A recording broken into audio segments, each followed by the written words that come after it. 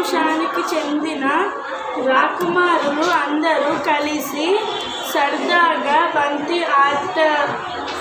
ఆట ఆడుతున్నారు. ఒకరి తరువాత ఒకరు బంతి తన్నుతున్నారు. అట్లా బంతి భీష్ముని దగ్గరకు చేరింది.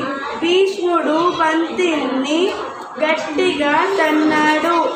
దెబ్బకి బంతి పైకి ఎగిరి అల్లంత దూరాన ఉన్న బావిలో పడింది.